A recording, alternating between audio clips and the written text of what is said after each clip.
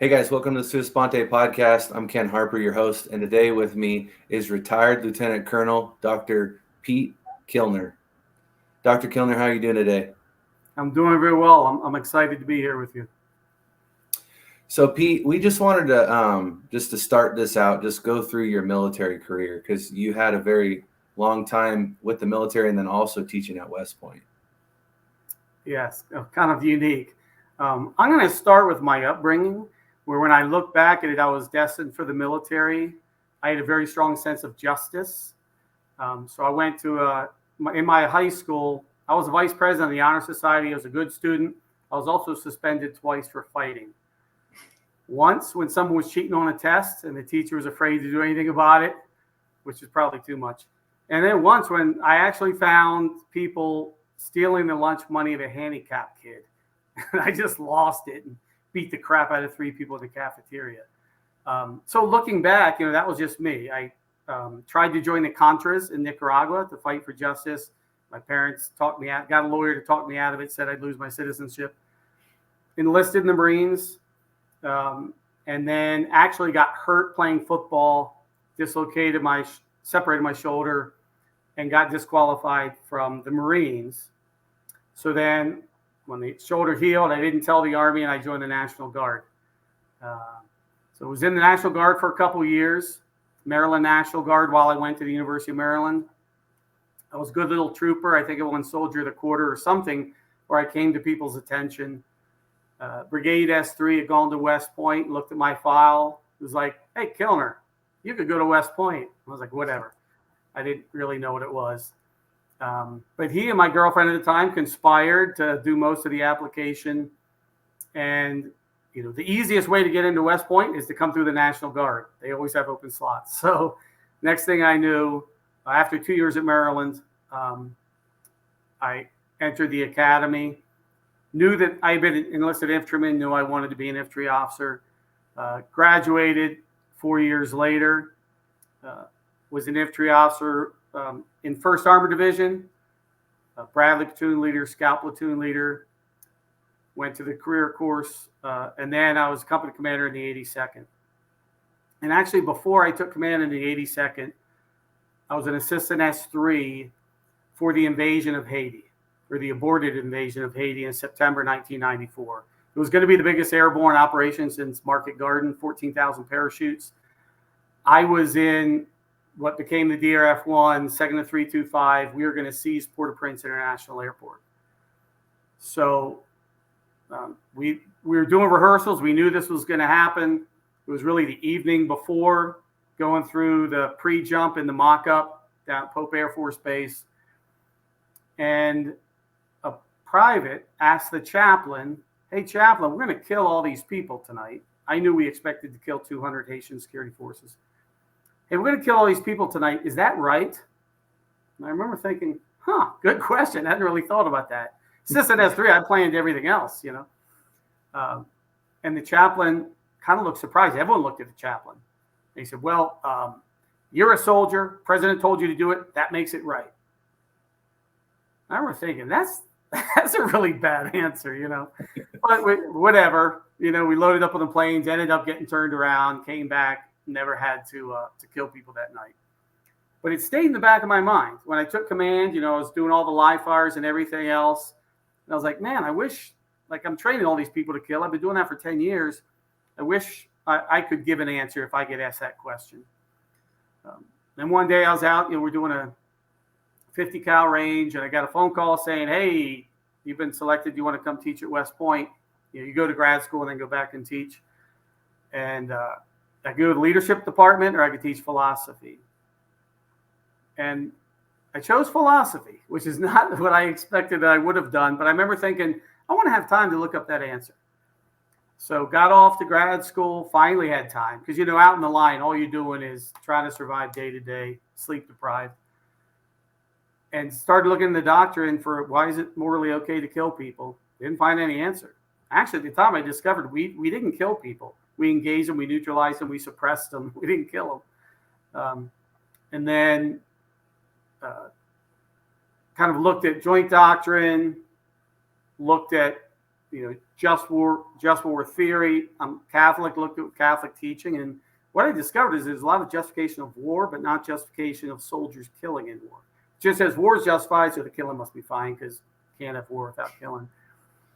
I became a pacifist for a little bit. I actually came home after a year of grad school and told my wife, hey, babe, like, I'm going to resign, because I want to take care of my family, but I also want to go to heaven. I'm not sure I should be in this profession because I don't know if it's right. And she was like, well, we have 3 young children. Why don't you look a little harder, And so I was actually going to a pacifist thing one night, and I passed the armed security guard, the police officer they had hired, right, just for a regular old meeting at a college. And I had the insight, which is, wait a second, all these pacifists, all these people against war, none of them reject police protection. So they must believe in some justified use of force. And so actually that's what I ended up doing my thesis on, looking at the law and the morality of killing in self-defense, of police killing on behalf of society, and the military killing on behalf of society. And lo and behold, came up with a really, I thought, good explanation for why it's morally justified to kill in war. Awesome, stay in the infantry. So I went up, I'm teaching at West Point. I would always take one lesson and talk to my students about the moral justification of killing. It could fit in with the philosophy program. When I was there with some fellow captains, we started a website, companycommand.com, which was a place for like past, present, future company commanders to share ideas and products about command, and then platoon leader. And those got real big back at the time. They were like Harvard, business best idea and Fast Company, Fast 50, organization. And I went off to Leavenworth, tried out for the Rangers, didn't make it. But after that, West Point called. That was technically no fault of your own. Technically, yes. Yeah, no. It's a family. It was a family situation. Yeah. It was a family situation. I completed everything. I was proud. It was a great bunch of guys. At the time, it was really hard, but it all worked out. But then West Point called and said, hey, I hear you didn't make the Rangers in RASP. I was like, oh, I'm glad everyone in the world knows. But then he said, hey, through these websites, you touch more people in a week than West Point does in 4 years. So what the Army did amazingly is created an MOS for my partner, Tony Burgess, and me. And there was a 47 Tango. It doesn't exist anymore, but it allowed us to continue our careers running these online forums and other leader development initiatives, and staying at West Point, but also having the freedom to deploy. So, after command, then going to grad school, then teaching at West Point, and then CGSC, I was brought back to West Point. I did 3 years to get a PhD at Penn State, but all the rest of the time I spent the next 16 years or 13 years at the academy, deployed 5 times and it was always a matter of people in the Army kind of saying, come on aboard. So for the invasion, Fort Leavenworth's history team, the team writing the history, invited me on.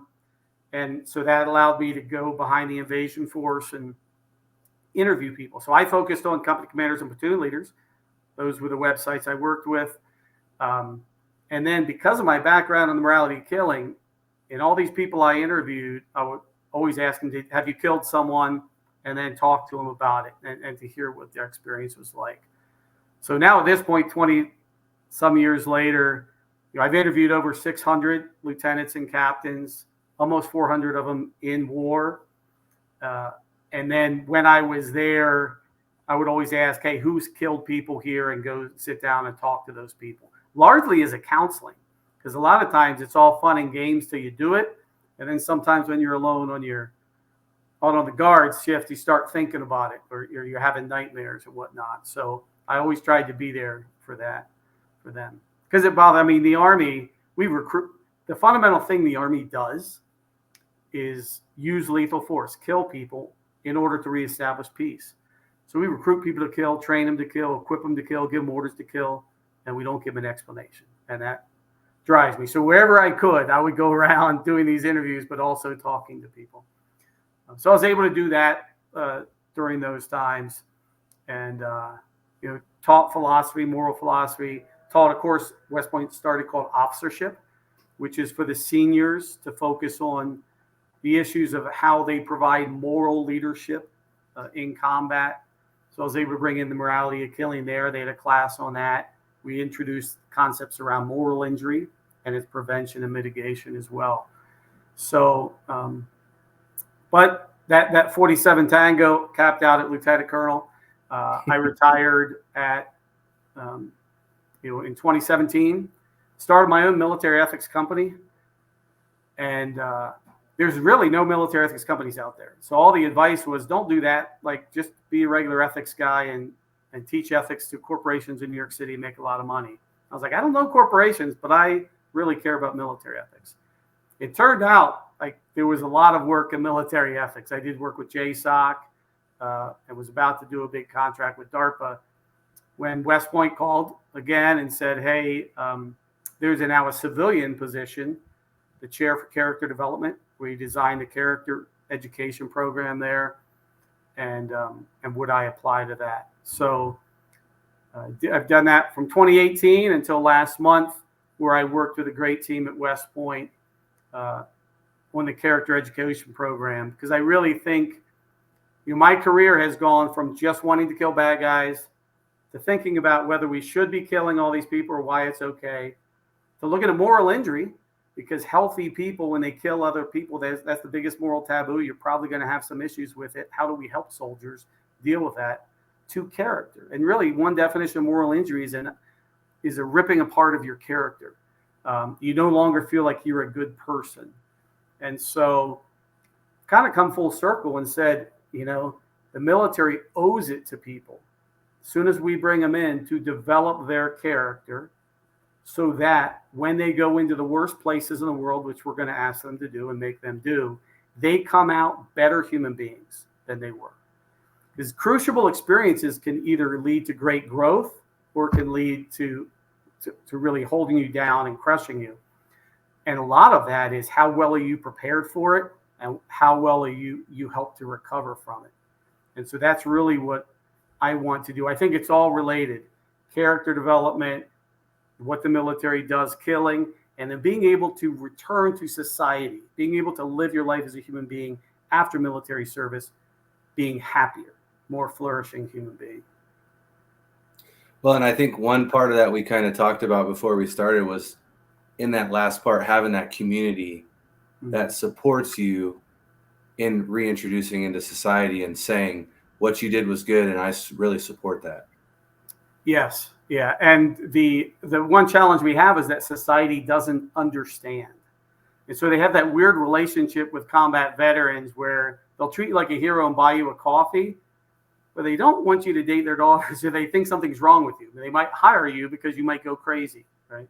And so both of those are kind of extremes, and they're both based on a fundamental ignorance, because so many people don't even know people who have served, right? No one that they're close to. So they hear the real stories and they just get the Hollywood stories. And I think that does a disservice. In some ways, too much of our military has become almost mercenary, in the sense that we're not, we're doing a job for the American people, but a lot of times they don't feel that they're invested. And I think that's one of the things we need to improve kind of in our society. So are those websites you said, are they still active? They are not. Okay. They were, for a long time. They lasted 15 years, which for an informal community within a hierarchical organization may be a record. The theory of communities of practice is after some point, the organization crushes them. And it did. People at TRADOC used one of the budget shutdowns to just cut off all of our funding, mostly out of jealousy, sadly. But I think we take a lot of pride, the whole team, and there were hundreds of volunteers involved over the years, in that, hey, for 15 years, we were able to contribute greatly. Did you take any of that information and put it on your new platform, that core ethic?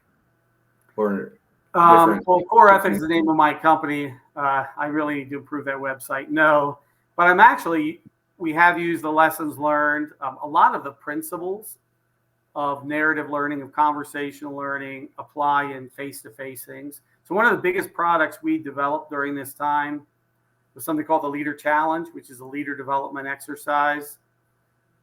West Point's been doing that for 12 years now. ROTC is starting to do it. I hope it'll expand out into the wider Army. So there's some things that we designed and developed that are carrying on. And right now, oddly, I'm working with a major university. They're trying to develop a leader development network, and what they came to me and said is, we want like a company command, right, for our people. And so I am, in some sense, now that I'm double retired from military and government civilian service, able to use some of those lessons learned to help the wider society. Okay, so one of the things we like to do here is just talk to guys about their transition out of the military, and then just 3 parts of the third stance of the Ranger Creed. How do you stay mentally alert, physically fit, and morally straight? So since you've left the military, what, if any, struggles have you had? The first thing that comes to mind, which surprised me, is like my weight. Like, the military makes it easy to stay thin. You have to, which seems kind of a minor struggle in that sense. I think I had a very easy transition. I just moved right off post, right outside. My wife still worked on post, so I was able to keep the same friend group, even the people who were staying on active duty. And then within a year, I was back working largely with the same community. And so I think one of the big challenges is purpose. Like, what's my purpose? The military, the beautiful thing about it is we have a very clear and very important purpose. And, so leaving that to, now get rewarded for selling more sausages or something can feel like a big letdown. So I was able to stay around it. So I really can't, give advice on that. I would say, the way I have done some practices to try to become more self-disciplined, because there's less external discipline. So I do a program at the start of the year called Exodus 90, which is a program of Christian men that focuses on prayer, asceticism, and almsgiving. So with daily hour silent prayer, cold showers, things, and doing it with other men, having a group of other men that you talk with and meet with weekly. I struggle sometimes to keep up with the disciplines, but the whole process is good. And now I'm doing one called St. Michael's Lent, which is 6 months after Easter, doing a mini one for 45 days. So there's practices of being kind of a part of a movement I do in terms of prayer, self-denial, that I think are just healthy in terms of kind of cleansing the soul and disciplining the body. Physically, I guess I'm in the 90-day things. For years, I started in the military of doing Exodus 90. So my wife, once for my birthday 11 years ago, gave me a weekend with Tony Horton, the Exodus 90 guy, the P90X guy. And so, because I was already using his products. And so I try to do those. Now at my age, I get injured a lot trying to keep up with the young people. He has a thing called X3, P90X3 that I do. So to have the discipline, which I've tried to keep, of still getting up, 5:30 in the morning, exercising, and then taking my shower. I think that holding on to that piece of the routine has been good for my mental health and my physical health. And then I think doing the kind of the prayer and self-discipline routine sessions have been good for my mental health. Again, a lot of it is just, do I have a purpose today? Do I have a goal today? Right? Because it always starts with a morning offering prayer and ends with an examine of looking back at your day. So it provides that routine of goal setting within the day. I think that's been good for my mental, probably good for my physical, because there's a lot of times you're fasting. And then morally, it's just good to have that prayer and that process of reflecting on your day. How did I with the gift that today was, right? Did I make the most of it? Were there times I did the wrong thing or when I could have done the right thing and not done it? And so the more that I practice those, and again, I've never gone 90 days and been perfect every day with him, but just having the fight and keeping my mind of the standard of what kind of person I want to be, I think has been helpful.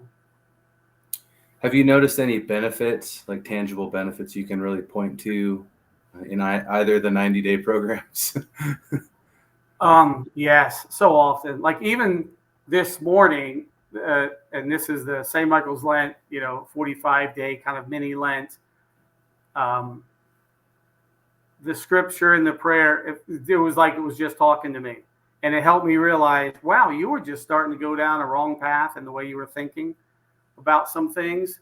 And so it's amazing that it's how convicting it can be, and it's just what I needed. And so I see my willingness to do these things is creating an opportunity for God to listen, because God's probably always talking to me, trying to keep me straight. But creating opportunities to listen, there's been so many cases where I'm like, oh my gosh, like where had my head gone the last 2 days? What was I thinking about? And it gets straightened out. So I know some people just do meditation. And a couple summers ago, I went on a meditation retreat, a secular meditation retreat to just benefit, to try to say, how can I do this? How can I, calm down? I tend to be a workaholic, and I don't want to be. I tend to be an idea person, task-oriented, and I want to become more person and relationship-oriented. And so I'm trying multiple ways. And when I saw an opportunity for a meditation retreat, I'm like, I'll take it. When I see an opportunity to do Exodus 90, I'm like, I'll take it. Because I almost fear what I would become if I weren't doing these things. Yeah, that's good that you have that. And I always think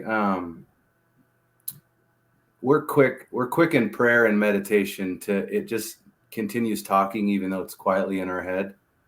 But often, reading the Bible gives you an opportunity to shut up and to listen. And the way God talks to us is through his word, through the scripture. And so the only way we're really going to hear back from God is through his word. And so I think that that's good that you have that ability to read a scripture, learn from it, and then also see the tangible effect in your life of what it's doing for you. Yeah. Well, sometimes it's big wake-up calls. Other little practices you reminded me of, I tend to drive. I'm not a music person so much to listen to talk radio, but then you just get mad at everything, right? So I've tried to use short car rides is just say, hey, it's a 10-minute ride. Let's pray, rather than, listen to people who are trying to get you all fired up. So that's another little thing. And then podcasts, which I had never been into till the last couple of years. It's really, I guess, COVID, where I started listening to them. And, one of the things we know about character development is what you surround yourself, who you surround yourself, what you let into your ears and your eyes is going to affect you. We're very shaped by our environment. And so there's podcasts I listen to that are, uplifting, spiritual, because those are the voices I want talking to me, rather than voices where everyone just seems angry at each other and those things aren't helping me be better. And so I have consciously tried to surround myself with media that helps me become a better person, because I know I can't give others what I don't have. So I really need to invest in trying to be the person I want to be so that I can be someone for others. Well, and that's really one of the things we're trying to do with this podcast is take those 3 parts of the Ranger Creed, how do you stay mentally alert, physically strong, and morally straight, and give people tools and equip them to understand what has successfully worked in other guys' lives as they've transitioned out of the military, and how it continues to play a pivotal role in their current life. Yes. And I feel like I'm, in the military, I felt I was so busy, I didn't do too many of these extra things, but now that I'm out, there's, I think, more time, more capacity to do things like to nurture ourselves and our own development. And I bet you that's a pretty common, experience for people getting out. Like the time is there. The question is, how are we spending the time? Yeah, I feel like I definitely have more time in the civilian world, and you can really lose focus on the fundamentals when it's not forced upon you. Yes, I mean the military is so structured, and I love that about it. And it brings so many things. I wouldn't change, a thing, but it ends, right? And now we come out to this less structured world, and there's a lot of people trying to make money off of us that'll take up our time, social media and other things. And so that's why I think we probably, all of us, have to be more intentional about where am I going to spend my time? What do I want to be influenced by? So, one of the reasons I reached out to you, Pete, was one, you've transitioned out of the military, and you had that part of your career.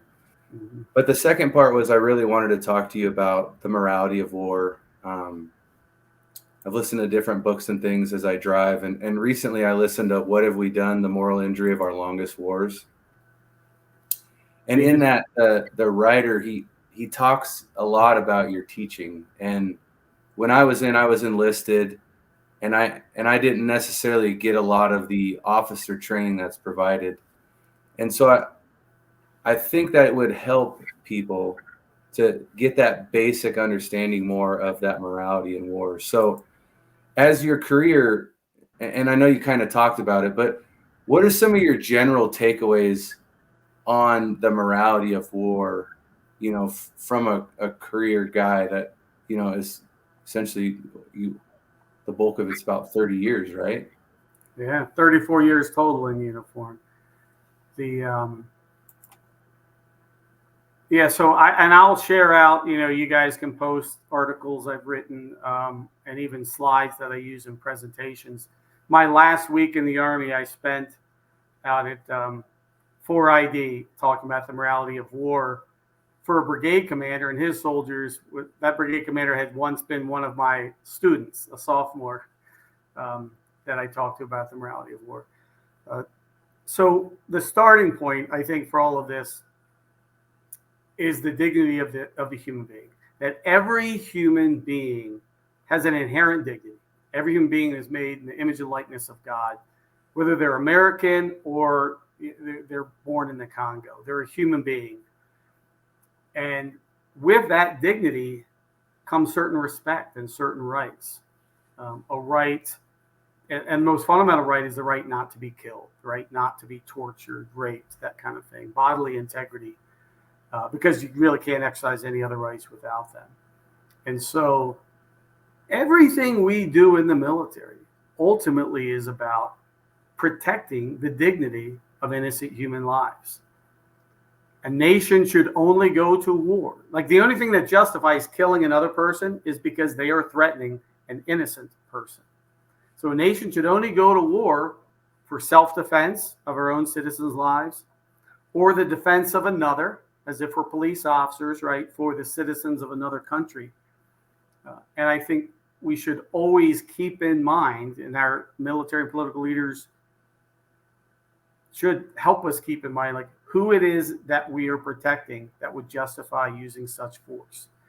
And so the classic just war theory, kinds of war that are justified, and I think it's right, we just don't explain it well enough, is a nation's war of self-defense, of coming to defense of another, or a preemptive attack. Like if you are about to be attacked, like Israel 1968, all the Arab nations are lined up saying we're going to destroy them and kill them and already having their parades, and Israel sucker punched them because that's the only way they could survive, right? That's as if someone's coming at you with a knife. You don't have to wait to get stabbed before you fight back.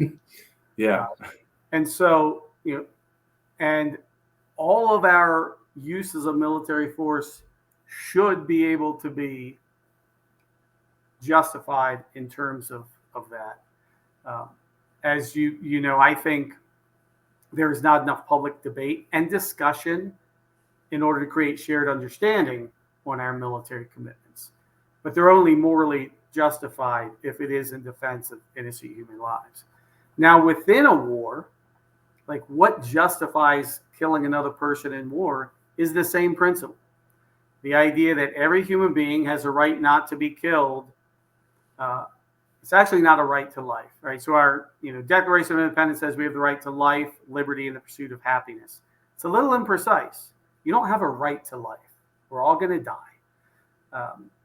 And probably there's no one is, if we die, no one's violated our rights. But we do have a right that another human being not kill us, right? So this right to life is really a right not to be killed by another person. We don't have a right not to be attacked by a bear. If a bear does it, right, he hasn't done anything wrong. But it's a claim against another person. But we also know, I think John Stuart Mill said, a right is a right as long as it doesn't infringe on the rights of others. There are hierarchies of rights, right? So if two rights-bearing human beings, because they're human, but one threatens or attacks another, the attacker forfeits their own right to life. As long as they are a threat, they forfeited the right to life by threatening the innocent. And that is why if someone attacks you on the street, you have the right to fight back. That's why passers-by on the street have a right to attack the attacker, right? Because that person's a threat to the innocent, so they have forfeited their right. That holds up, walking down the street. That's what police do, right? Police officers come up on the scene, and if someone, a bank robber's just shot someone, or someone's, threatening others, that assailant, whatever they call them, criminal, has forfeited their right not to be killed, and the police officer can use lethal force in order to protect the people, to protect the innocent. Now, if that person goes like this and surrenders, the police officer shouldn't shoot, because what they're saying is, I'm no longer a threat. Person throws down their weapon, right, or loses their weapon, they're no longer a threat, so the police officer shouldn't shoot. So the whole idea is every human, by virtue of being a human, has a right not to be killed, except when they are threatening innocent people, in which case they have forfeited. So no one doubts that. I mean, the most fundamental thing we have is the right to self-defense, and everyone accepts police protection because they know, the police are protecting the innocent against the guilty, and the guilty have forfeited some rights. In fact, after they capture him, they put him in jail, right? Maybe if they didn't take that guy's right to life, but they've taken his liberty, but that person forfeited their liberty. Now, what's different in war, and this is sometimes people who have killed soldiers struggle with this because it hasn't been explained to them. War is the unit of analysis in war is different. War is not between, Lieutenant Kilner and Private Hamad or whoever I was fighting, right? It's not an individual thing, even if it feels that way sometimes. Every soldier on our side didn't start the war and doesn't get to end the war. Soldiers on the other side didn't start the war, didn't get to end the war. Every combatant in war is like a body in the body politic. They are like a cell in the body politic. They're one among many. So the United States goes to war, and you're just a little soldier in it. Right? So when you think about the principles of self-defense, it's not that you have to be threatened. It's that your country was threatened. And because your country was threatened by this other force, that force has lost its right not to be killed. And so all the little cells of that enemy body, all their enemy combatants, have forfeited the right not to be killed. So this is what we call like the unit of analysis. In most of life, the unit of analysis is of ethical action is just yourself. Am I innocent or guilty? Is that person innocent or guilty? In war, it's not about self. If you look at our uniform, it has your name on one side, U.S. Army on the other. You're acting as an individual, but you're only doing it because you're part of the army, because your country has required you to do this or asked you to do this. And as long as your country is justified, you are justified. That's why in war, it does matter who's right and who's wrong. If you're part of the aggressor force, well, you've lost your right not to be killed. If you're part of the just force, every soldier there really retains their right not to be killed. Still, one thing I point out to civilians that very often they don't understand or they're surprised. We shoot people and then we go medevac them, right? Because once that enemy is not a threat, they regain their full right not to be killed. And so I think it also points out that if we really just wanted to kill people, we would go up and double tap them, but we don't. And so really our use of lethal force is really just to stop the threat. It's a way to make them stop being a threat. And if we can save their lives, we do. So, in most basic terms, if I'd say it in one thing, why is a soldier justified in killing in war? Well, if your cause is just, you are part of you are part of the body that is just, the political body. The other side is unjust, and it's just like, being attacked. That person has forfeited their right not to be killed as long as they are a threat. There's one more thing I wanted to say about this, and this deals with I ran into people, again, I interview people who have experience of killing, and you'd hear a story a lot about this, like someone's out on a small kill team or something, and they're supposed to watch an NAI, and their instructions are, if someone's coming and putting in an ID, you shoot them. And they call two things. One, they call up and say, someone's putting an ID, what should I do? You're like, shoot them. Part of that is that great responsibility that people feel they want someone else to take on that responsibility. Part of it is also, even if someone's digging, you don't feel threatened. What I found is some units or individual soldiers would shoot to miss so that the person would turn with their weapon and then they would shoot to kill. It was almost as if they wanted to be individually threatened, but you don't have to be, right? It's not an individual thing. That person was fighting for the enemy side. I mean, literally, I interviewed a lieutenant, 10th Mountain, Afghanistan, early time in the war. They were doing an ambush. And, it's not Ranger school. They're not coming within 20 or 30 minutes. You're out there just freezing, and most times nothing happens. They had a whole group of like 15 to 20 Taliban walking down, smoking and joking, AK-47s over their backs. And, he's thinking, this is what we all dream of. And all the Taliban walked by, no one did anything. And so the platoon leaders, everyone's like, what the heck happened? Because nobody shot. So they do their AAR, and everyone's like, man, it just felt so wrong. Like, because they were laughing and just like a bunch of teenagers taking a walk at night, right? And they were like, it just felt so wrong to do that. And so they came up with a TTP that they were only able to execute once on the whole deployment. And it was a smaller group of Taliban, just like 3 of them.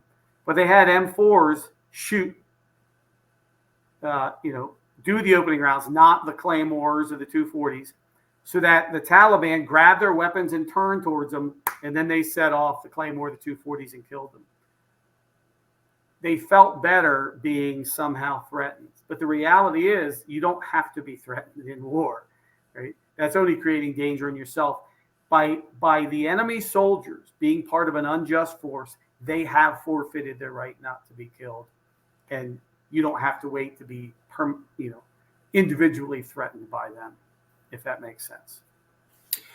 Yeah, it does. Well, and now that you're saying that, I kind of wonder, because I think it was my first or second deployment, but we were told our rules of engagement were we were not to fire unless they had a weapon and they presented themselves as hostile. So what changed that? What necessitated that? Or do you not know? I think what changed that is a concern for perceptions, concern for collateral damage. And a lot of what ROE is doing, like you're always trying to figure out who is actually an enemy combatant and who's just a person who's in the wrong place at the wrong time, right? And so they make these rules like they have to not only have a weapon, but be showing hostile intent. I think normally that probably imposes too much risk on us. I mean, if you go back to Mogadishu, that was our rules of engagement in Mogadishu. And so as the battle was getting, bad, the militia forces were maneuvering without their weapons. They would shoot, leave their weapons in a building, literally walk around with their hands up in the air, and then go to another. They were maneuvering that way. And Captain Mike Steele was like, all right, any guy around here right now is a combatant. And he changed the rules of engagement, kind of combat necessity. And I think that was entirely appropriate. So the rules of engagement are always a blunt force thing, usually done out of context. And, they're good rules of thumb, but I think every leader, every officer in NCO at least, should understand enough about, how can we know someone is an enemy combatant? When is it reasonable to assume that they're an enemy combatant? They've forfeited their right not to be killed and to engage them. If we send people to war, we should not be tying their hands in a way that could end up, them getting killed. But it is hard when we fight wars in and amongst the civilians of other countries. But again, rules of engagement, I'm a fan of more liberal ones, but training leaders to exercise restraint. And I ran into a lot of leaders that have. One guy, Lieutenant Herndon, I remember, I asked him, how many people has your platoon killed, do you think? And he said, only 4, like 2 good kills, 2, civilian casualties, but we could have killed 100 within the rules of engagement. And, this was during the surge, 2007. And so I think leaders need to be able to say that just because I can doesn't mean I should. And sometimes, and this is riskier, even though I'm not supposed to, I should, right? Because I'm the leader on the ground and I can see the whole context. And I think it's very important that commanders on the ground, as much as possible, train their people right, but then back up their judgment, trust their judgment. Because how crazy war, situations come up that weren't anticipated when they wrote the rules of engagement, and people have to make life and death decisions. And we should be very careful about second guessing them. I saw gut people. They make a really hard call. It doesn't go well. Now there's a big investigation and they're treated like they're bad people. And they're not. They were good people in the fog of war trying to do the best they can. And I think we should give a little bit more grace than we have at some points in some units in our military. Well, and I think if you want, we had talked about it off camera, but you had told me you deployed with 54 battalions, and from your perspective, not only are you a professional in this field, they created MOS for you, and all the training you've done. In your own personal assessment, you said we're one of the most safest moral fighting forces ever. Yeah. So imagine my background: enlisted infantry officer, becoming military ethicist, moral philosopher, going off to war to study combat leadership and ethics. I was blown away consistently with how ethical our military is and effective, right? So the Italians in Afghanistan probably didn't kill a civilian, but they didn't kill a bad guy either. They just weren't fighting. They weren't out getting anything done. The job of the military is to take it to the bad guys to protect the innocent. Our military does a very good job, I think, of accomplishing the mission and minimizing collateral damage. In more cases than not, when I was observing things or when I was listening to people tell stories, I found myself saying, just take the shot, right? Or do whatever. But people are very careful. And I think that's good. Now, I also think that if we get into a large-scale conflict with China or Russia, we're going to have to psychologically be prepared to take actions that we know will create a lot of collateral damage. And it's tragic. But if we're not willing to, we'll probably just lose the war, and then it'll be more tragic for many hundreds of millions of people. And so in our last 20 years, we've been able to exercise due care. We also have to be prepared to change the formula a little bit, and to accept that sometimes doing the right thing in war creates collateral damage.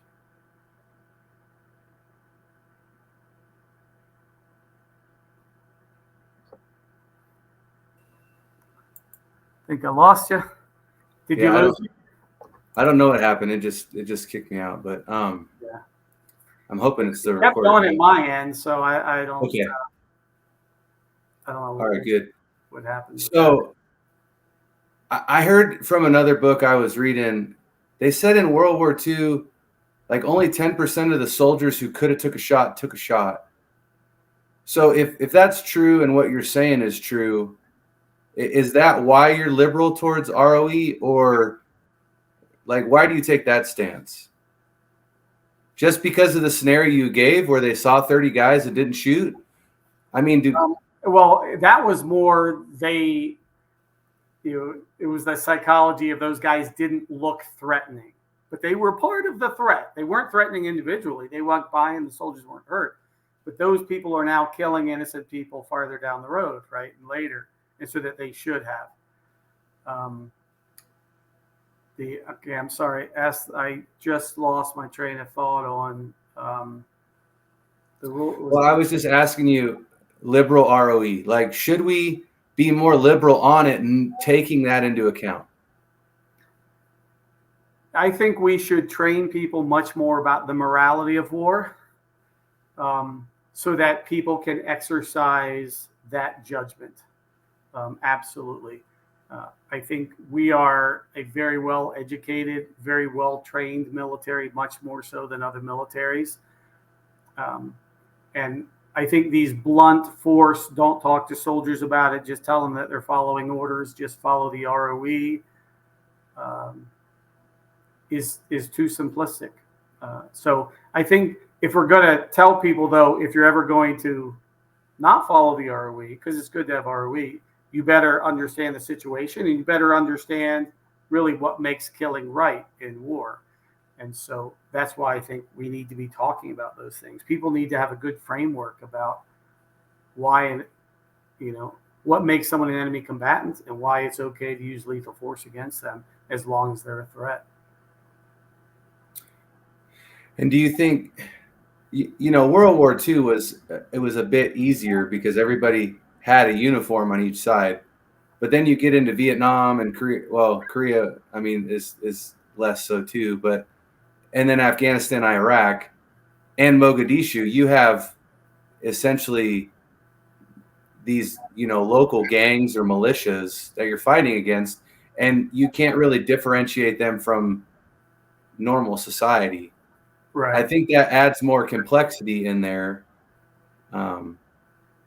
It's also the rules of war say that every combatant, to be a lawful combatant, you have to wear a uniform that says who you're fighting with, even with a unit patch, so that we can discriminate appropriately between combatants and non-combatants. Because we're the most powerful military, every other opponent we have says, well, if we fight combatant to combatant, they're just going to destroy us, like we did, in the Gulf War I and on the road to Baghdad. And so that's why they fight asymmetrically. That's why they don't wear the uniforms. And it's a shame. I'm wondering if we imagine being in their shoes and thinking that they were just in fighting against a much more powerful country, they may throw out the rules as well. But that does make it hard. But I want to come back to your point, the fact that, or the statistic you showed about, or told about, only 10% firing. I think it may have been 25%. But it was in the book Men Against Fire by S.L.A. Marshall, General S.L.A. Marshall. He led the historical division, which did the histories of Europe and the Pacific. And they did, kind of like I did, a lot of interviews after battles. And it was the beginning of social science. And so they were bringing all their data together. And he found that only 25% were intended to shoot to kill the enemy. Some would try to scare the enemy by shooting around, where they couldn't get themselves to aim at the enemy, so they'd aim off a little bit.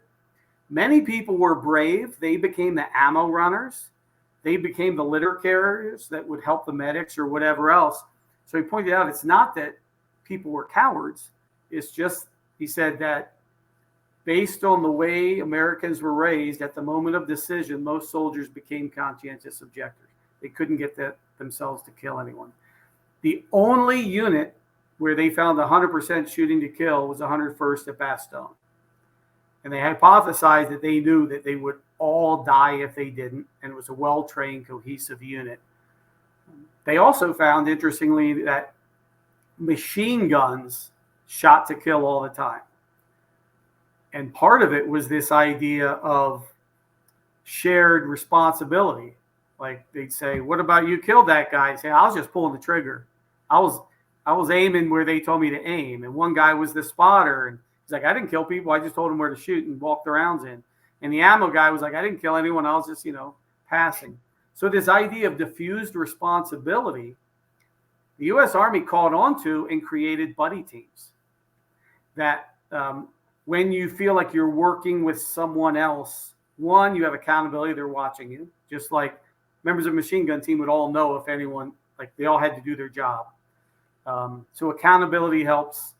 And it seems in some way diffuse your personal responsibility if you're right with someone who's doing the same kind of thing.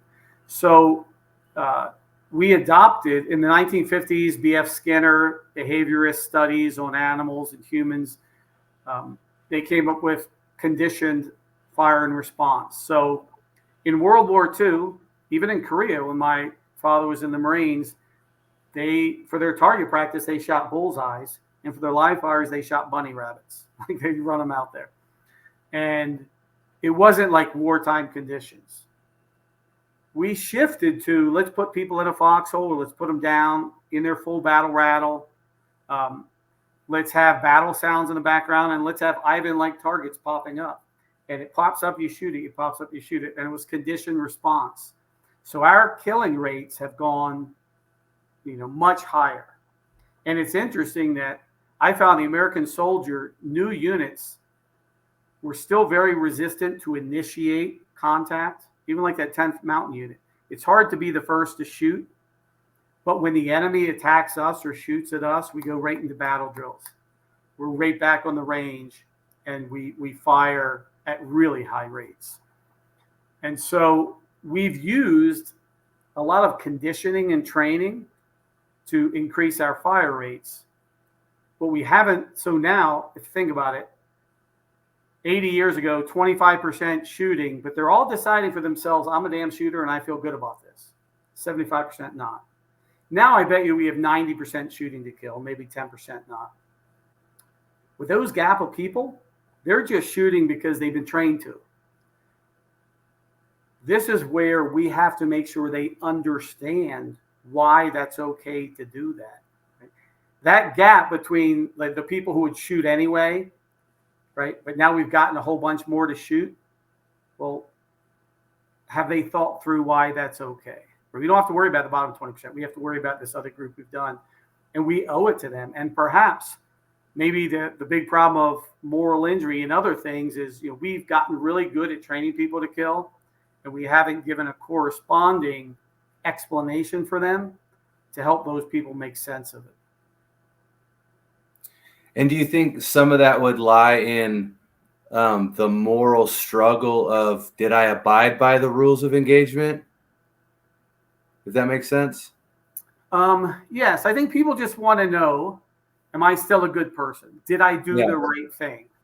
And the rules of engagement is a clear kind of, you did the right thing. Legally, you did the right thing. What I find is, and what we see is when people leave the military, like a lot of people they went from the surge or wherever else to coming out to the GI Bill when they're at college. And I guarantee you they get asked, have you killed people? And that kind of thing. They go from an environment where everyone's doing that to an environment where most people couldn't imagine doing that and think they're bad, right, for what they did. Yeah. So how have we empowered them to be able to talk and to teach rather than suddenly feel like, oh my gosh, most people who don't study morality kind of take morality from the people around them, from the culture, from what's normal and accepted. And when you go from war to, civilian life, and especially like college life, there's totally different norms. Again, because so many of our civilians are ignorant about the morality of war.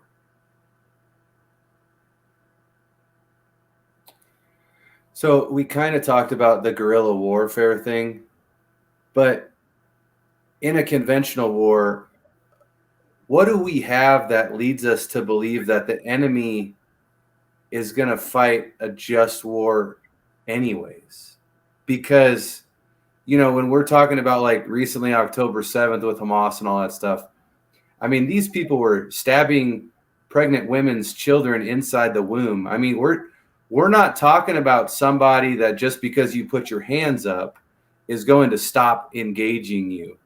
And so what, like where do you reconcile that struggle to? Because I think that's one of the things that civilians don't understand is they think there's only a few people that are actually bad, and if treated properly, those people would be good.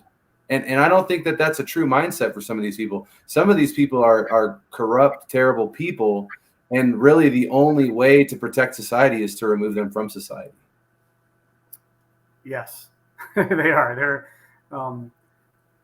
Or they're like the Afghan kids that I met who had all been told we were there to make them convert to Christianity or we'd kill them. So yes, they picked up arms against us. And so a lot of times, even though they're not morally responsible because they've been lied to, even though they're not morally responsible, they're still threats to the innocent, right? And so in that case, where a lot of times we're dealing with people who they're doing terrible things, but they've been coerced to, or they've been lied to, or they don't know better. It's almost like you're a police officer dealing with someone who has mental illness. If someone with mental illness is attacking innocent people with a knife, it's terribly sad. They're not really responsible because of their mental illness, but you still got to use force against them to stop them because they're threatening innocence, right? Yeah. So a lot of times people have a hard time with the relative innocence. Some of our enemy, usually the higher ranking, are just terrible. Most of the others are acting terrible because they don't know any better. You brought up a really good point about the laws of war. As ironic as it is, probably the most moral enemy the United States Army is ever going to fight was the World War II German Army, because they have a very similar sense of honor, a similar moral code, the Judeo-Christian code. And they tried to be honorable and follow the rules of war, except when they were, committing genocide. But in battle, I think they were pretty morally equivalent. We haven't fought anyone else like that. Right? The Vietnamese used the laws of war against us. All our wars that we've had in the Middle East, our enemy uses the laws of war against us. No, and by that I mean they know we'll follow them, and they exploit that against us. I think we just have to accept it. War is not a sport where if one side cheats, the other feels like, oh, well, then I'm going to cheat too. You're going to elbow me under the basket. I'm going to elbow you. That's not, one war is much more important. But I think we should have no expectation that our enemies are going to follow the rules of war. The Chinese are not. The Russians are not. They're showing that in Ukraine. But I think it's important for us to follow the rules of war, but that's for ourselves. That's for our own mental health. When people hate the enemy, they degrade their own dignity. And I found that the people who are the biggest, wildest killers downrange are the ones having the hardest time back here because they've seen a side of themselves that they hate and they don't believe, and they've lost their confidence that they're even a good human being. And so I think our military and our military leaders should tell our soldiers, yeah, the enemy's going to cheat. They're going to do all these things they shouldn't do. That's on them. We're going to win, and we're going to hold on to our moral bearings because that's who we are as Americans. And because we love each other, we want to have good lives. And so I think it's very important that we don't stoop to it. And I think for Americans especially, this moral principle of reciprocity is so big, right? I'll follow the rules as long as you do. And then when the other side violates them, we feel like, well, then we can. And maybe we can in some sense, but we shouldn't. And I think we should absolutely train people to expect an unfair war, to expect the other side to cheat.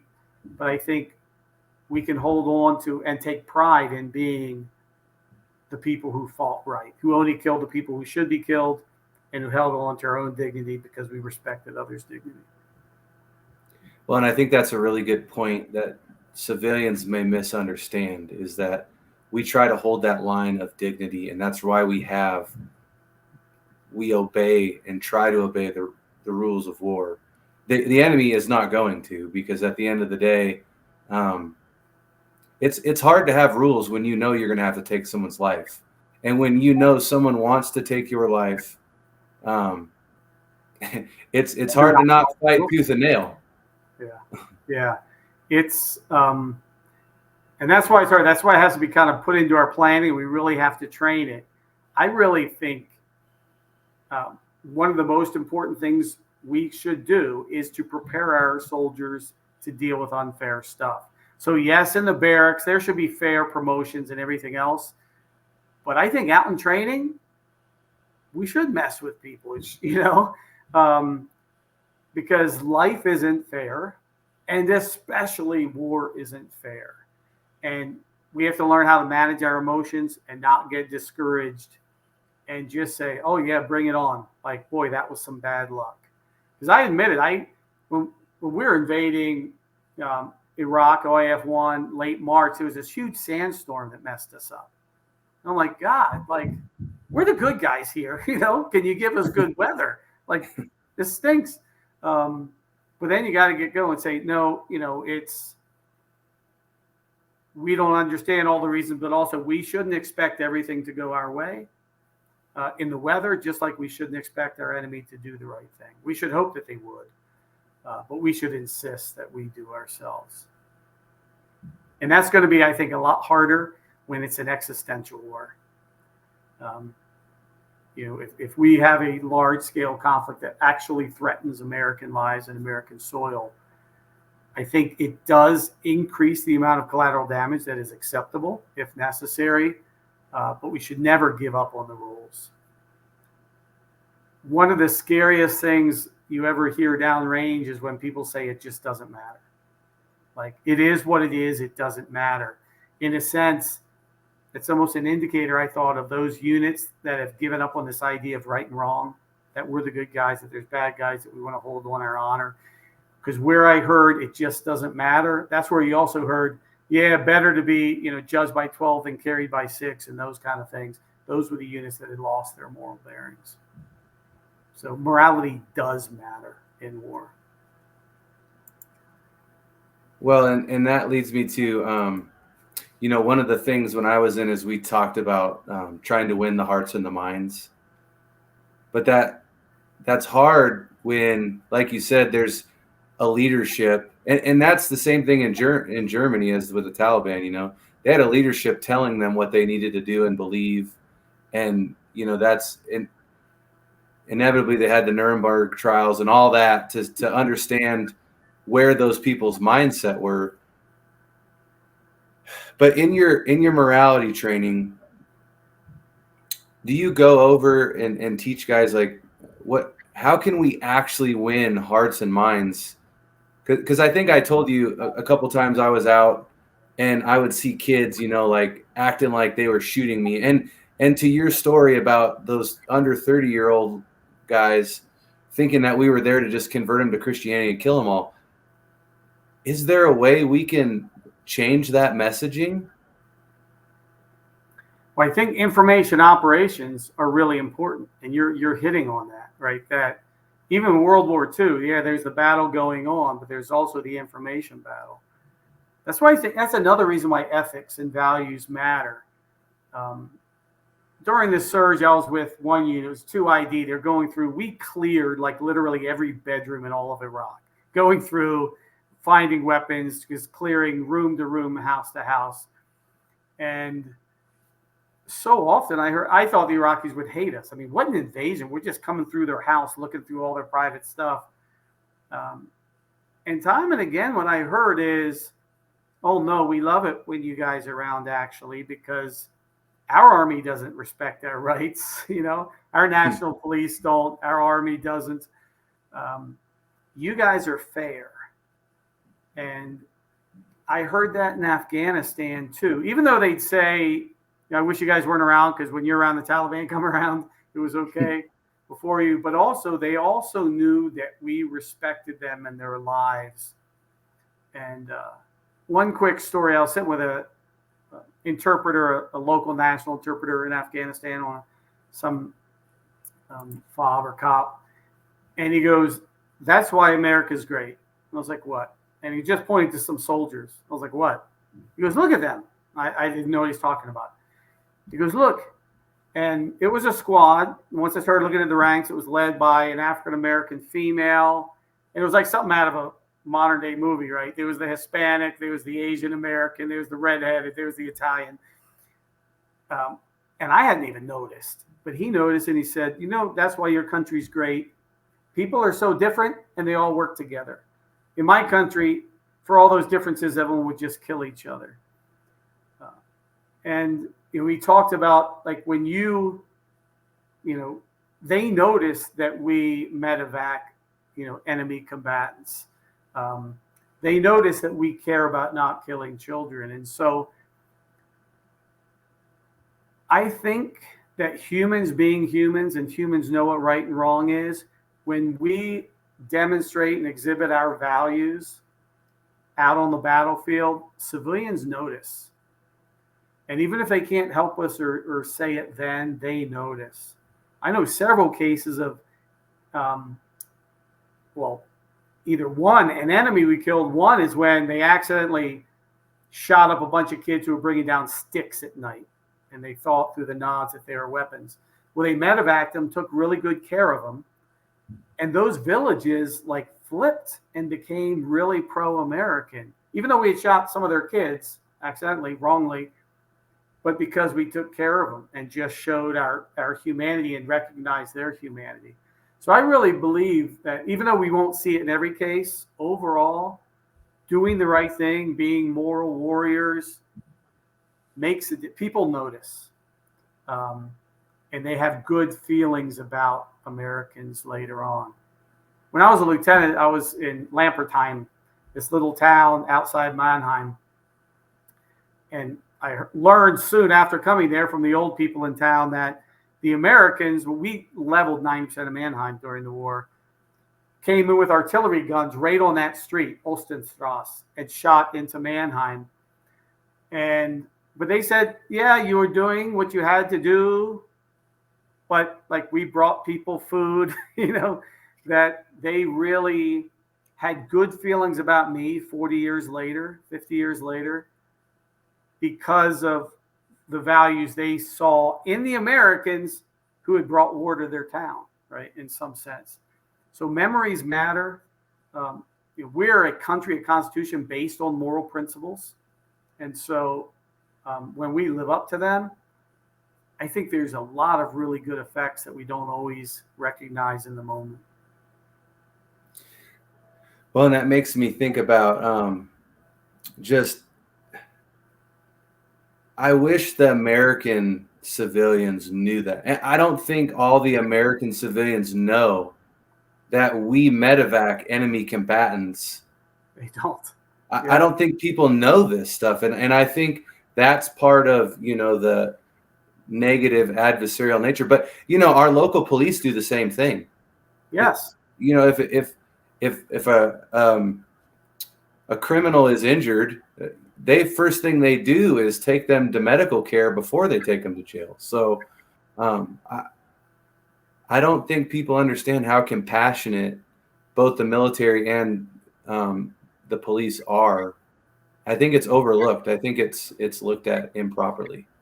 Yes, because we have so much taken for granted that the only time it makes the news are when soldiers do the wrong thing, or when the police officer does the wrong thing. I was just watching some body camera when they shot a person, and we keep saying, "Don't move, don't move, don't move," and I'm like, "Dude, he's shot, he's dying. Give him medical care," right? But that's why it's a national issue, and so I think we could do a much better job of doing that. I found a lot of infantrymen didn't know that and were a little pissed off, right? They want their buddy who's not urgent medevac before the enemy who is. But from all I saw, the medical personnel hold their guns and say, no, this is what we do. They're all just human beings now. And yeah, I think we could do a lot more to tell the military story and the truth of it, because at least a couple of years ago, 83% of the enlistments were from military families. So it's becoming a very closed community. And so people within that community, like, it's great that military brats, kids grow up and say, dang, the military people are really good and moral. This is a great community. But it's sad that a lot of people don't know that, right? And a lot of times what we don't know, we fear, we can assume the worst of. Well, and one of the things I talked to my best friend about before, this interview was that, that, like you said before, eventually those units that dehumanize those people, and they call them Haji or Japs or whatever name you want to call them, the enemy combatants. Once they start dehumanizing them, that's when all the rules start being removed. And it was interesting when I was talking to my friend about it, because he said early on in 2004, anytime an enemy combatant went down, he would respond, like say they were shot. He would do everything he needed to try to resuscitate that person in whatever capacity. But he never thought about it in, I'm trying to save this person's life. He said every time he did it, it was, I'm trying to get better at my craft. So when one of my guys goes down, I'm that much better for them. And he said he thought that way because he was, and I think you talked about this. So the first couple of years we went there, we didn't refer to them as Hajj or Iraqis or whatever, derogatory terms. That was a couple years in. Well, that's when he first started going over, was once that dehumanization started to take hold. And it kind of really stood out to me. I feel like we had a really good conversation about how we should value human life regardless of who or what it is. And maybe that's the situation where that guy did get shot, and maybe he'll change his life because you resuscitated it. Yes. Yeah. Unfortunately, I would say I agree with you in principle. I think the timing on the change of our language was faster than that. That on the invasion, no one said Haji. It was all Iraqi civilians, Fedayeen, Republican Guard. By July or August, when we started getting car bombs came out, and when the insurgency came up, then you started hearing that. And it's bad when you refer to the enemy combatants that way. I thought it was really scary when you heard in units people talk about all the Iraqi people that way. Because if they're all just Hajis, then that's a very dehumanizing term. And at least I saw units where they use the same language for enemy combatants and civilians. They're all just Hajis, and those were not units doing the right thing. I think in the Iraq War, from late 2003 through 2005, we were really trying to find our bearings a lot. Our strategy kept changing. Everything was hard. It was interesting. 2006, 2007, it was almost like we got our footing again. We felt like we had a strategy that could work. We were better about hearts and minds. And by that time, I found units by 2007 being much more sympathetic and empathetic with the Iraqi people. Because at that point, the war had been going on in the country for years. And a lot of people felt bad for them. And I ran across some units where the officers, the leaders, had their soldiers watch Red Dawn, that movie, and just talk about it. And to say, hey, when people came into your country, you'd be fighting them. These people were in their country, they're fighting. They don't understand the big picture. They're probably being lied to. They're not educated and all this. So at least have some sympathy for them. We got to stop them. We got to, they're still on the wrong side. But let's not forget that they're humans. And the guy who explained that to me was a company commander who said, I keep my people on a real tight leash on rules of engagement because I've seen what happens to the guys that are really loose in their violence. They're the ones that come back, drink too much, drive their motorcycles too fast, beat their wives, get divorced, kill themselves. And he said, I'm holding my guys on a leash pretty tight because, combat units, just like a pack of wild dogs that want to go. And he goes, they're mad at me right now, but they're going to thank me the rest of their lives. And in a sense, what he was saying is, the horrors of war can break us down. It's such a bad environment where we would do the wrong things unless there's leaders that hold us back so that we can live with ourselves later on. And I thought that was a really powerful image and the idea of taking the long-term welfare of your soldiers in mind. And so I know one of the things you've taught on about helping with that restraint in war is to train in some of that unfairness. And I know, one of the examples you use is like having a guys on a 12-mile force ruck and then forcing them further. Are there other examples that you have where you can try to build that in, but also not be like hypocritical or seen as it just be taken the wrong way from a leadership standpoint? Well, I think it all has to be explained afterward, right? Okay. Otherwise, they'll just think that's a crappy leader. I don't trust them at all. But afterwards, you say, hey, this is why I did it. I think, letting people have, hey, here's your planning factor. This is how much ammo you're going to get, not giving them all the ammo that they get. Hey, this is the kickoff time. Boom, you're leaving now 2 hours earlier. And they'll be like, this isn't fair. Like, come on, I'm going to suck. We're going to be all jacked up. Go.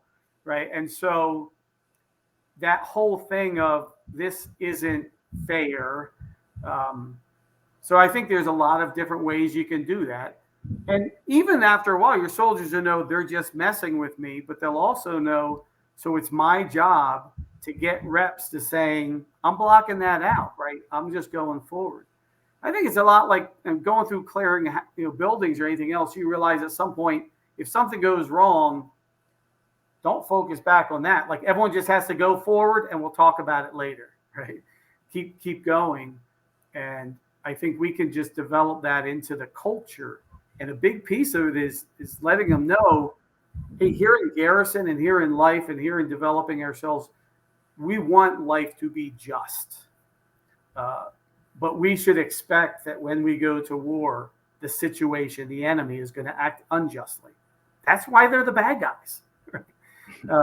And we're the good guys. And so we act justly. And I think a lot of it is expectations management and just we can't play reciprocity. I saw people just mad out of their minds at the enemy cheating. Well, you're only mad out of your mind if you expect the enemy to be fair. Throw that out. And just say, we're going to live up to our standards. We're going to make the American people proud. We're going to take care of our own souls and consciences. And we're going to kill the enemy. And if anything else, their cheating should almost just make it easier for us to do our jobs against them. And so I know they're kind of one and the same, but are there some practical applications you have for helping the force to continue to humanize their enemy rather than Hodge, civilian Hodge, enemy combatant Hodge, all Hodge? Yeah, they should just call it an Iraqi man, an Afghan man, a Chinese man or woman.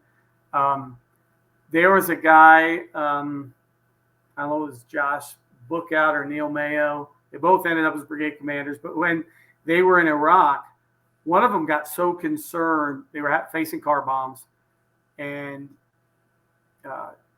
their soldiers are really starting to just be angry at all Iraqis and lose empathy.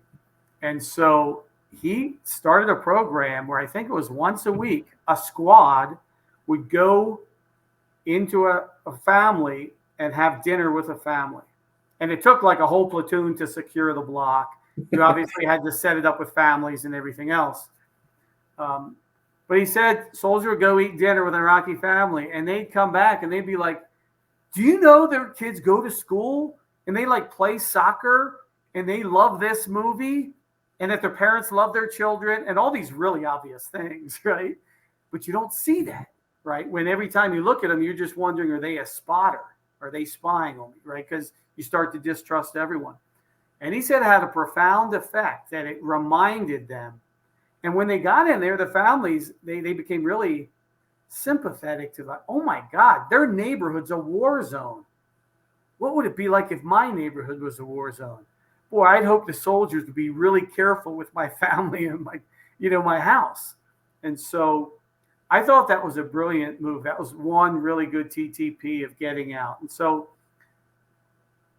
the only thing, even, and this comes down through racial studies, the only thing proven to break down racial prejudice is sustained positive interaction.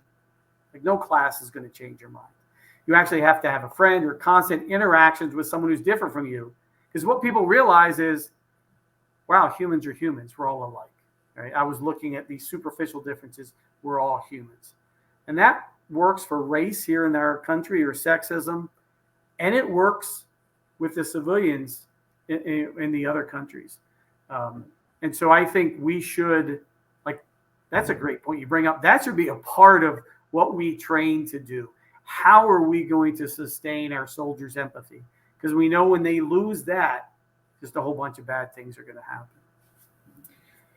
Well, because really, like you said, it's kind of a progression, right? It goes from, we need to train soldiers on the unfairness of war. But that's one thing to train. Inevitably, that's going to break down. And when that breakdown happens and you have car bombers, now everybody's going to be perceived as a threat. So how do we rebuild that trust in so we can close the loop? And I think you gave a good example of that. But I often talk to people, in my and your generation, and they don't understand why the World War II generation had all the animus towards the Japanese, and they called them Japs, and they were racist. And like, I have friends that are Pacific Islander, and they're like moms, like, I have a Pacific Islander friend, and he's dating a Japanese girl. Well, she's like not for that, she's dirty Jap girl, this and that, and they don't understand from a civilian standpoint that hate. But also, the World War II generation, the Pacific guys, didn't get to go back and all have a positive interaction with Japanese people after the war. Yes. And they didn't, and they probably all had German American friends, right? And Italian American friends. They probably had more friends who were Italian American than they saw Italians in Italy. So, yeah, that enabled that familiarity to see that they're not all like that, based on their nationality.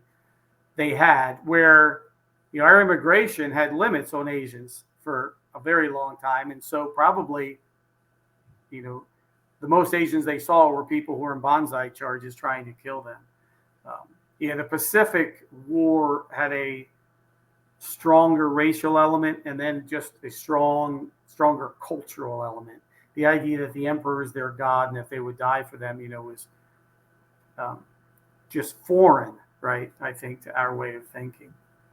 One thing you brought up before, I think, is important to bring out, and that's kind of the slippery slope idea, that using disrespectful language maybe leads to roughing them up a little bit, and maybe when you're in the house of a Sunni, smashing their stuff because Sunnis have been shooting at you, to maybe being a little tougher on the detainees, and then the next thing the violence goes too far, right, and they kill someone. I never saw or have heard of a unit that just went from having high standards to war crimes. It's always this slippery slope, usually created by casualties. I mean, it. War is a whole lot of fun until your friends start dying, right? And then it's like, oh no, you kill one of mine, I'm killing 20 of yours. And you go down this slope. So I think that one TTP we could do as a military is, before you deploy, have like one of those LPDs, you can bring in the soldiers to train the trainer, where you say, this is how we want to fight. This is how we're going to do things, and this is why. We want to return with our honor. We want to return with our souls, right? We want to always be proud of everything we did. And then every month while they're deployed, people get together and compare what we said to our actions now, right? Just kind of a azimuth check. Are we there? And I think that could provide a help. Because I was talking to one guy, he was in Colonel Sassman's unit where they pushed people off a bridge, and the question is, did those people drown? It became a big investigation. An assistant S3 in that unit said, we were pushing people off bridges all the time. Everyone was doing it. He said, the crazy thing is, he goes, it's crazy to me. At the moment, no one thought anything of it. Like, we didn't even question it. We didn't debate it. It's just what we did. And how did we get there? Because we didn't start off that way. So, there's different terms: ethical fading, moral disengagement, all these things that are processes of losing our bearings. So I think we should have battle rhythm tasks on deployments like, hey, how are we living up to who we say we want to be? Because we're going to go home, right? One thing I say to soldiers is, you probably want to do the right thing here, because you're either going to die and go to judgment. And so what you're doing here is what you're taking there, or you're going to live and you're going to have to live with yourself the rest of your lives. Either way, it behooves you to try to do the right thing, even though it's hard. But that's why you're professional soldiers. You do hard things. We do hard things physically. I think we should be able to do hard things morally, to do the right thing, even when it's really hard to do it. Well, and that makes me think, how can we build those TTPs in with police officer units in America? Because if you're constantly policing in a bad neighborhood and then you leave, you disengage, and you go to the suburbs where you live at night, you don't really have that shared community as much as it's kind of like us flying to Afghanistan. We don't, I think it's interesting in two parts that you said those guys had meals with those families and they were like, oh, they love their kids. Like, that seems obvious, but when you're in Afghanistan, you're like, these guys hate everybody. So I can see why there's a loss there. And I wonder what effect that would have, in America and local police units if we did things like that. Yes. I mean, every time I watch a video and I'm appalled at whatever the actions the police officer's doing, it's almost always, you can see it's just like war. They've dehumanized the other. They don't see this as a real person like them. And it comes across in their language and other things. So I think it's the same principles, right? When you're entrusted with lethal force, you have to fight that complex of like becoming your own little god, right? Because you have power over others. And so, power corrupts, absolute power corrupts absolutely. When you have those kind of things, think of the Stanford prison experiment, where they took just regular people, put some in roles as prison guards and some in roles, and the next they had to stop it because of the abuse going on. Like, we know that the dangers of power, and so professions should have a whole lot of controls to address that. I have this weird thing of going from battalion to battalion. I'd usually spend about a week with a battalion, a little less, a day or two with each company. I try to go out on patrol with them to, get some bona fides and to learn the area and then interview people. And so it put me in a position of an outsider, right? And so when I heard things like, light the whole fucking mountain up and just the 155s go, yes, you're upset. You just had a senior NCO get killed. But they were just in a mindset. Like in that case, I talked to the battalion commander. I was like, hey, man, just as an outsider here, that's not jiving right. And not looking good. Yeah, you almost wish. And they weren't out of control. They weren't like shooting at buildings, but they increased their willingness to create collateral damage. It's within their rules of engagement. And so often you almost wonder if there's almost an ombudsman, like someone that goes around, because you could tell the ethical culture in a unit. I went through one battalion that didn't take prisoners. Those people really struggled returning, and you could feel it. And I think an outsider can come in, like as long as someone has a reasonable amount of experience to come in and be like, hey, what's going on here? We bring in outsiders all the time to audit your arms room or to check your maintenance program, right? We could have people going around because you can pick up on the ethical climate. But some would say that's the job of the command, right? Of the higher sergeant majors, battalion, brigade commanders should be the people that should be able to come down and sense that. And I'm sure often they can, but I think a lot of times they can't because they're in it. They have relationships with the people. They think the best of the people, and it's hard for them to see that things are going awry in some particular unit culture. Well, and since we're on the topic of rehumanization, one thing I really thought about before we had this conversation was, so I was in 3rd Ranger Battalion in Fort Benning, Georgia, and I was divorced early on. I was about 21 and a half years old. But one thing I really noticed was, and I don't know the number on this, it might be something to look into, but the percentage of divorce in battalion and even in the military at large is huge. And it makes me wonder about, we're talking about how do we rehumanize the force to treat the enemy with dignity, but then when we punch out every day and we go home and have domestic verbal arguments and we dehumanize our spouses or dehumanize our family members and treat them the way people shouldn't be treated or expect them to be used to our own personal gains. What is something that, and I know this is a prevalent problem even in like the police force, in America.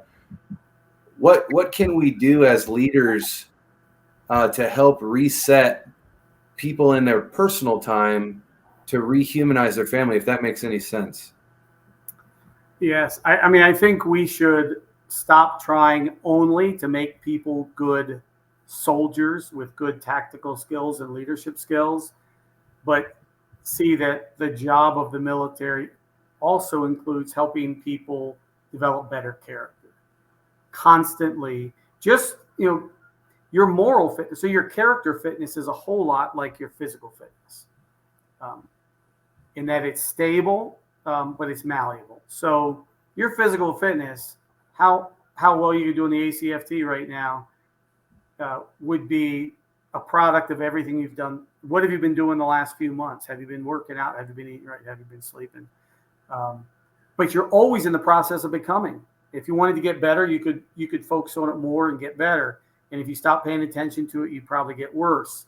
It's the same with our character, right? If we're not paying attention to it, it's probably getting worse. I'm more likely to be compassionate or honest today if I was yesterday and the day before and the day before, right? Humans are shaped by our habits. We become what we do. And so I just think as a profession, we have not done enough to attend to the fact that every soldier is a human being.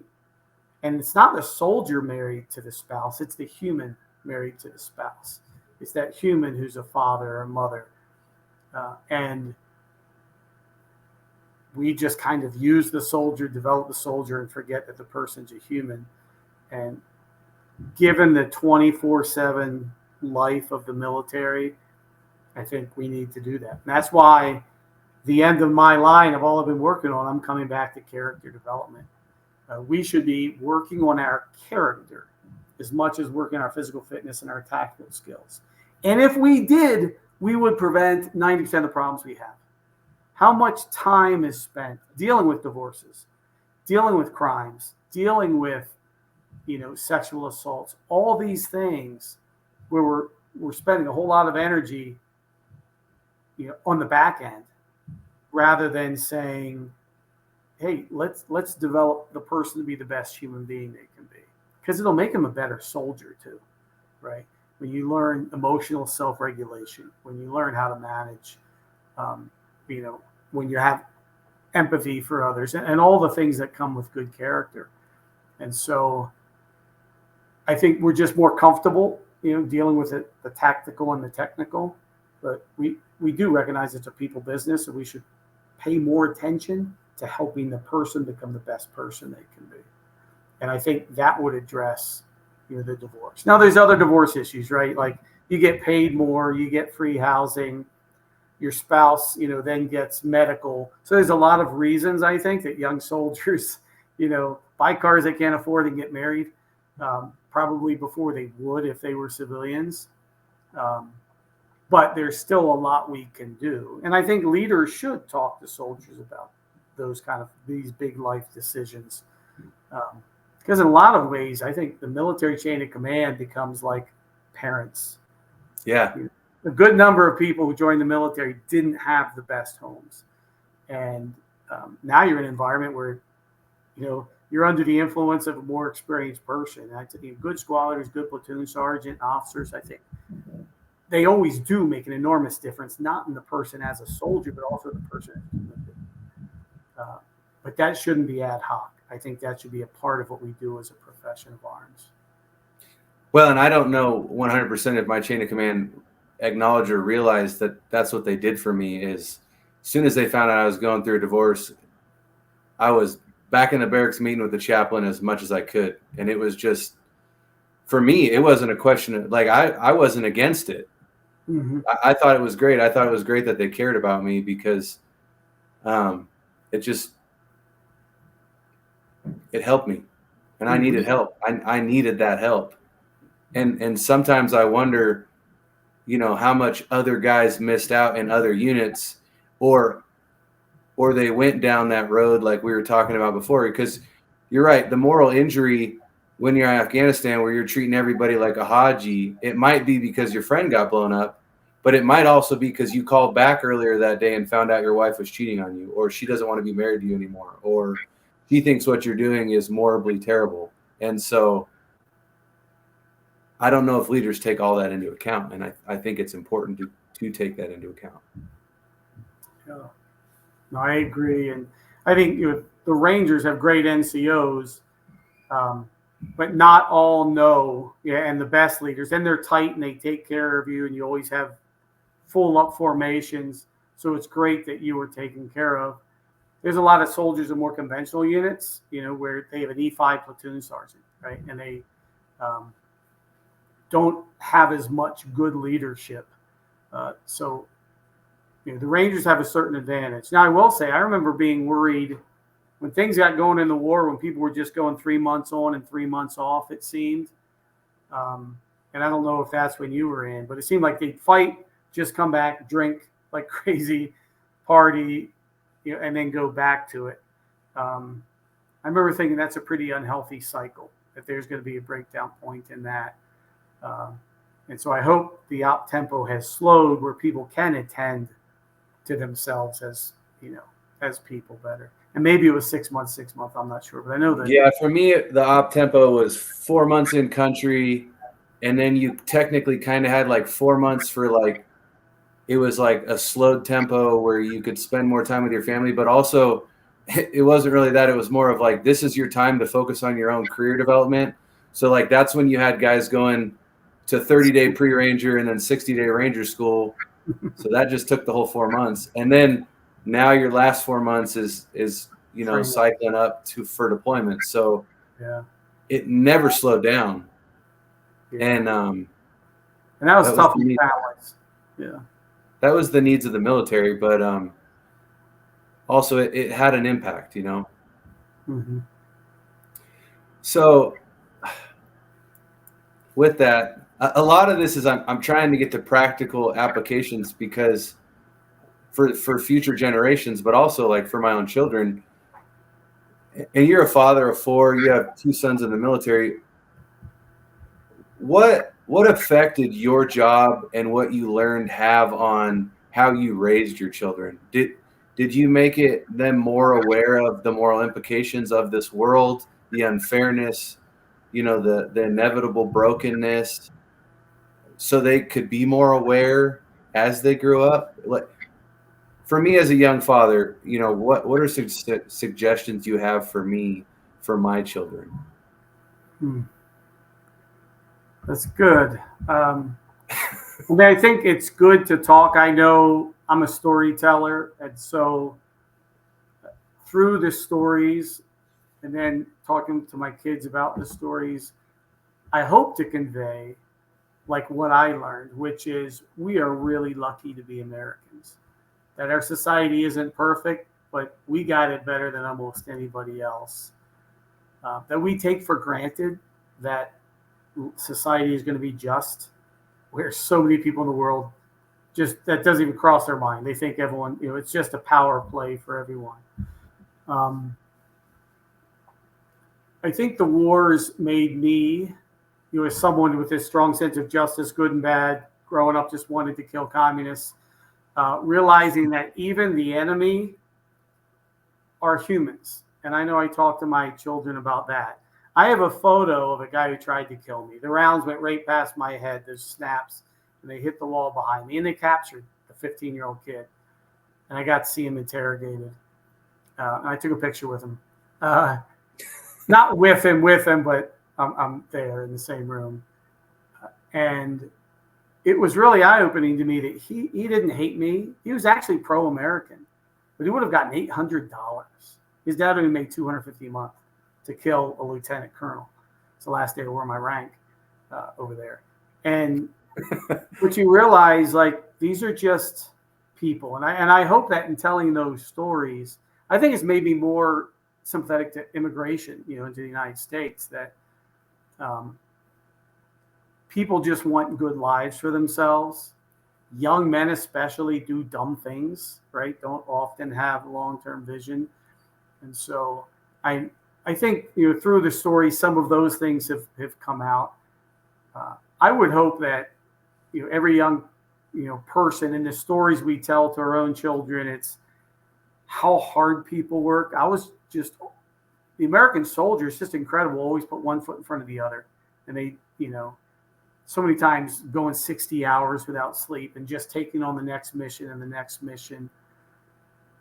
The bravery people have, the way people sacrifice for themselves. I mean, there's not another place in the world where you're going to be surrounded by 30 people who would die for you.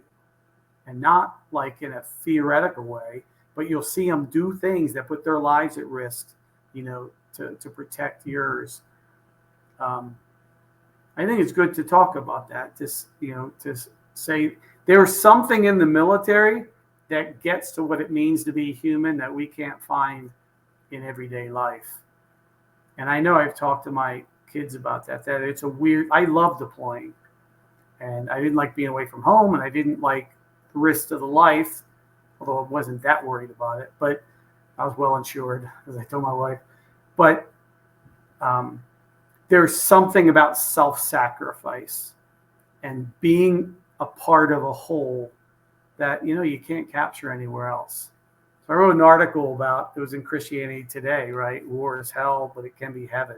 And it's this weird combination of the two. And I know I've talked to my kids about that kind of thing and say, what can we do to make our lives here more heavenly, right? The more actually we sacrifice ourselves for others, the happier we are. The more we can find a group of people with a shared mission that is meaningful, the more happier we are. Even the military environment, the more that we're surrounded by people where we're all trying to help each other grow and develop, we take that for granted. Leader development, right?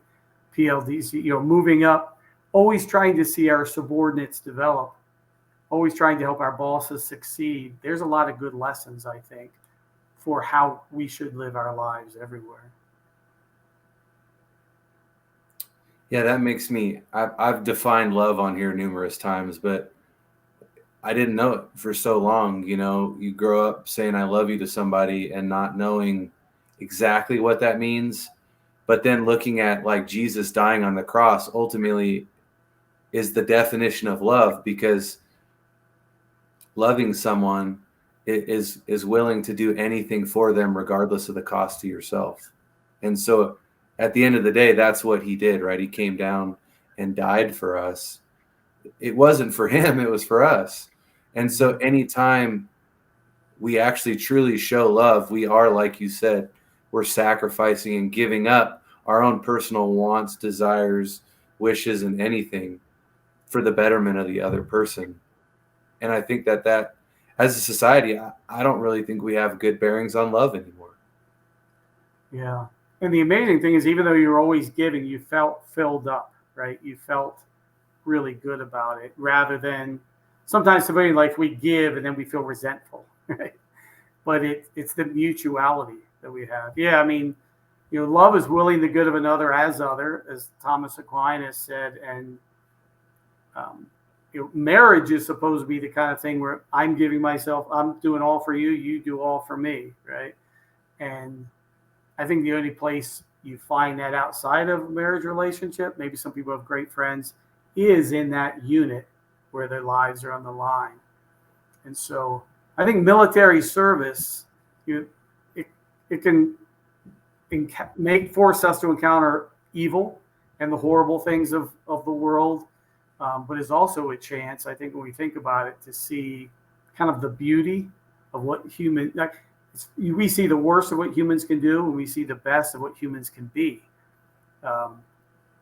all in the same place, which kind of make it crazy. So I think it's healthy to focus on the positive and to say, boy, I was, in many ways, I grew up with a great purpose, or I woke up every morning with a purpose, and I loved others and they loved me, and we tried to do something to make the world better. And I think that's why it's a noble profession, and that's why I think it can be a very empowering thing. The war is a crucible experience, and sometimes it takes a while to work out of it, but I think that all of us can, right, with the right support and with the right attitude. Yeah, because we want, I mean, at the end of the day, realizing we want what they want, it kind of humanizes things, like we were talking about.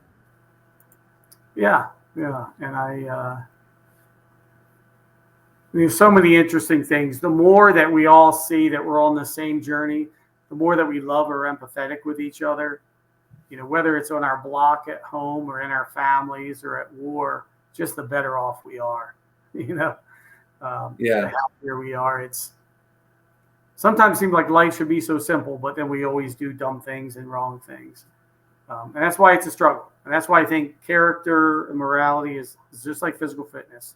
It's something that we should always pay attention to, always do things, whether it's, P90X or Exodus 90, like anything we can do to try to keep getting reps, to try to get closer to being the person we want to be. I'm always failing. It's hard, but at least we're trying. And physically, I've never been in the perfect shape I wanted to be. But I know if I don't work at it, I'm going to get worse. And I think that's another great lesson we can take from the military. That is that get up every day and grinding helps us, achieve the results we want. Well, and then also that routineness of battle drills and understanding. And that's where I think some of your articles are just so amazing. And you talk about how the military is so physically regimented, and they're so tactically regimented, but then we're not really morally regimented, and that's with the Ranger Creed. We talk about that being mentally alert and physically strong. Those two are very big tenets. And you get into country and you're mentally alert, like why you're there, why you're training, why you're doing everything. So you're always pretty much mentally alert. You can take that one for granted. And then also physical fitness, that's beat into you. But that morally straight one, it's really iffy, and I don't know where the failure was on that, but it's important. It's 30% of the battle. It is. And and it's hard. There's a long psychological piece and almost tradition between being a soldier and then almost being immoral and being crazy, right? I mean, I think there's something about war that makes you just want to have sex, and there's a lot of people who've written about different things among them, and so um, I think there's a lot of countervailing reasons why sometimes people throw out the whole morality thing.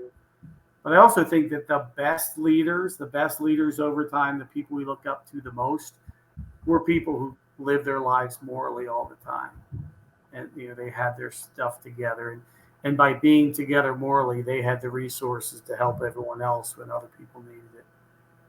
Yeah. Well, sir, thank you for giving your time. Thank you for all you've done in your career and all the articles you have. I'm going to have to figure out getting with you on, hopefully we can get all the links to put in there so people can read your stuff. I think it's great. One of the things I've really liked is as I'm driving, I can tell Siri to read it, and she'll read your articles word for word. And it's really taught me a lot. And I think all the time and energy you've spent has been really helpful for me, and I'm sure thousands of other people. Well, thank you. I appreciate it. I love the Army and what we do. I think it's really important, and so I've always been proud to be a part of it. I enlisted when I was 18. I just finally retired as a DA civilian at 58. So it's been 40 good years. But I got children, you got children. We always want to make things better for our children and our children's children. And I think the work you're doing is not only helping our veterans now, but it can help them down the line. And so we're in the same effort. So it's been really good to talk with you today. Well, like we always say, sir, Rangers lead the way. Rangers lead the way, all the way.